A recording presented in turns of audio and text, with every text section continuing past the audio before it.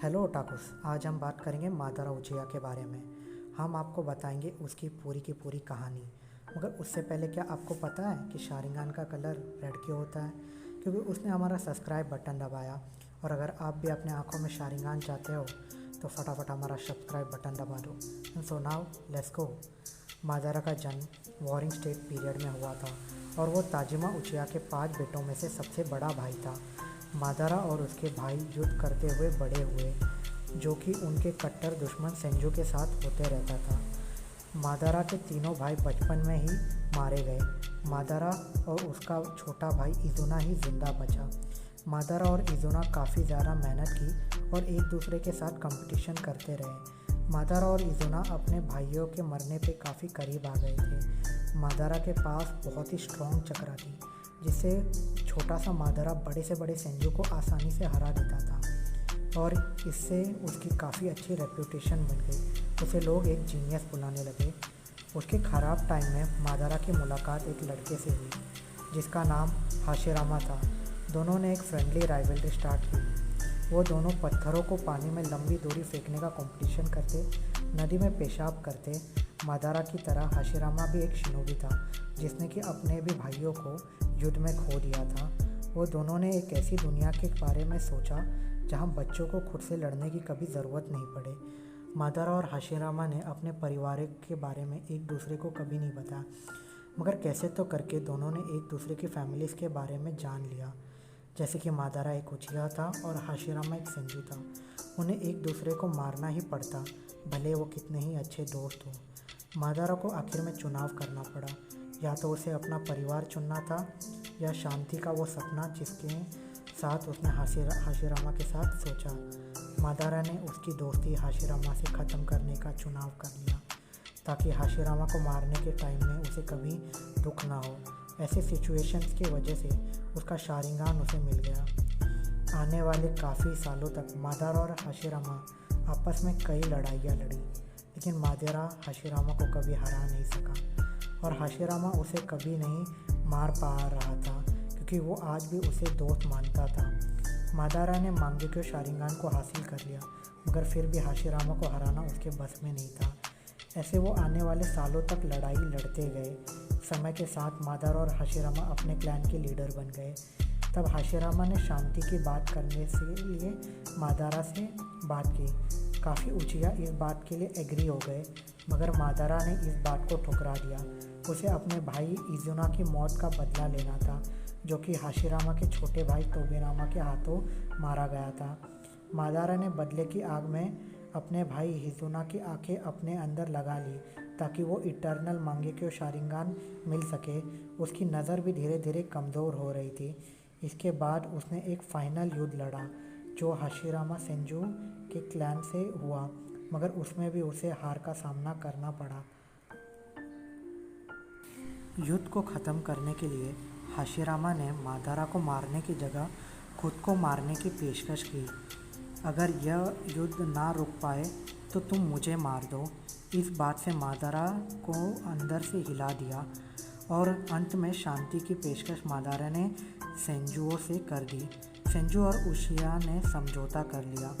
फिर सेंजू, उचिया और दूसरे क्लैन मिलकर एक गांव बनाया जहां अब बच्चों को युद्ध में मरने की ज़रूरत नहीं होगी।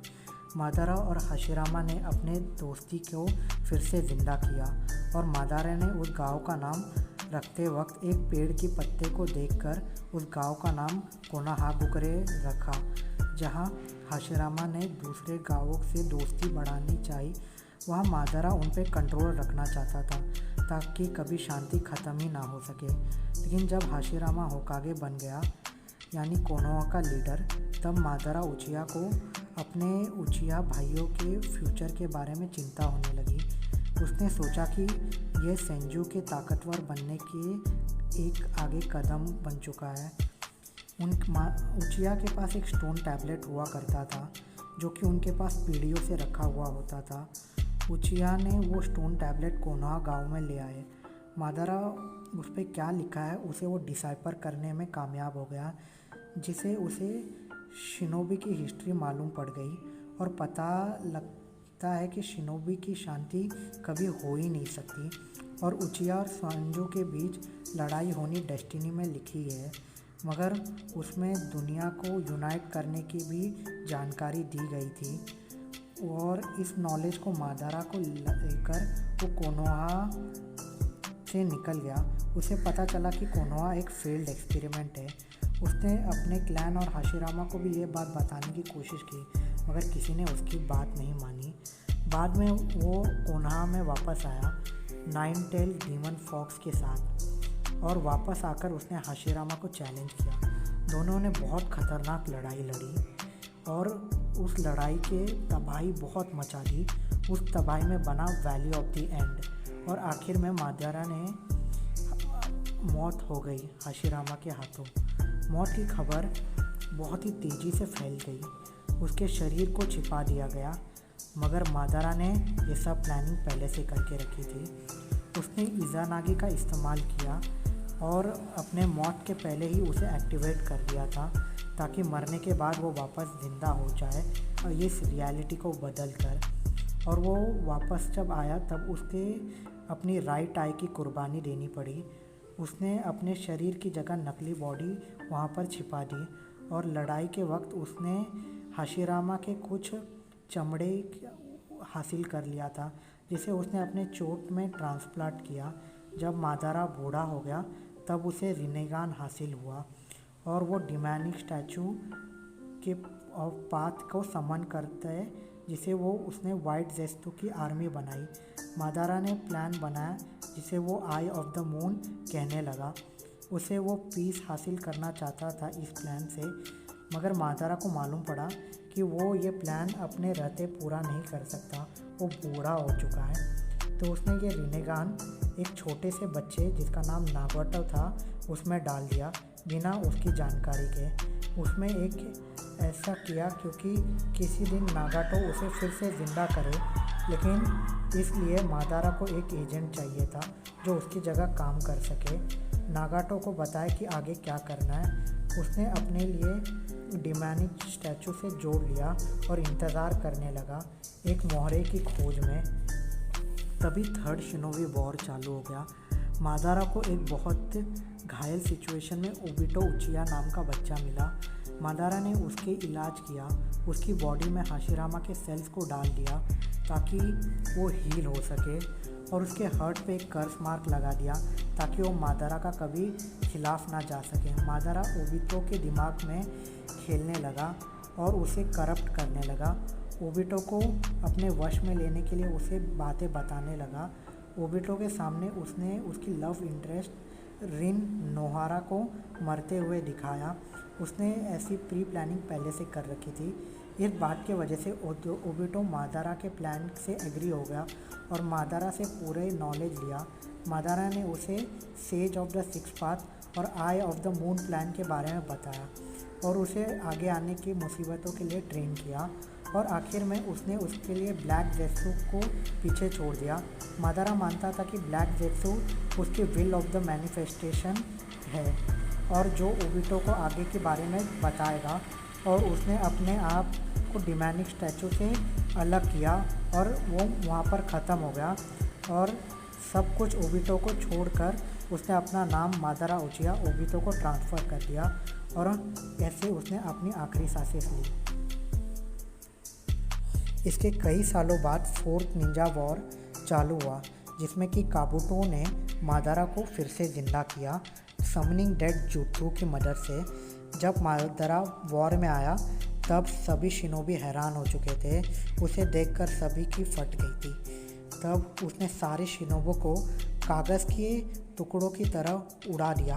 वो सबसे ज़्यादा ताकतवर था, उसे रोकना किसी के वश में ही नहीं था। उसकी जुत्सु इतनी खतरनाक थी, इतनी ताकतवर थी कि सारे शिनोबी मिलकर भी उसके एक की सामना नहीं कर पा रहे थे। उसने पांचों होकागेस को या कागेस को इतने आराम से हरा दिया जैसे कि वो बच्चे हो, और स्ट्रॉन्गेस्ट बन गया। उसने अपने अंदर 10 टेल को दाखिल कर लिया ताकि वो सेज मोड में चला जाए, और उसने माइट गाय के साथ एक बहुत ही तगड़ी लड़ाई लड़ी, मगर लास्ट में ब्लैक जेत्सु ने उसकी बॉडी पे कब्जा कर लिया। और उसे बताया कि मादारा का प्लान सब कुछ प्री प्लान था। मादारा को ब्लैक ज़ेत्सु ने बेवकूफ़ बनाया। ब्लैक ज़ेत्सु ने ही स्टोन टैबलेट के साथ छेड़छाड़ की थी ताकि मादारा को ऐसा लग सके कि ये डेस्टिनी है सबको यूनाइट करने की, मगर नहीं, ब्लैक ज़ेत्सु ने ये सब झूठ बोला था, मादारा को बेवकूफ़ बनाया था। जब ऐसा हुआ तब देखा कि मादारा के बॉडी से कागुया आने लगी और मादारा को अपने दोस्तों और अपने क्लैन के बारे में याद आया। उसे अपनी गलतियों के बारे में मालूम पड़ा कि उसने कितनी बड़ी गलती की। उसने हाशिरामा के साथ लड़ाई करी, अपने क्लैन को धोखा दिया, अपने क्लैन को नहीं बचा सका, वो भी सब इस गलती के लिए, और तब उसे पछतावा हुआ। मगर ऐसा करके मादारा का अंत हो गया। मादारा बहुत ही ताकतवर शिनोबी है, उसके पास बहुत सारे jutsu है, द मोस्ट पावरफुल वन। और इसीलिए आप सबसे पहले हमारा चैनल सब्सक्राइब करें, शेयर करें अगर ये वीडियो अच्छा लगा। Thank you very much. Sayonara.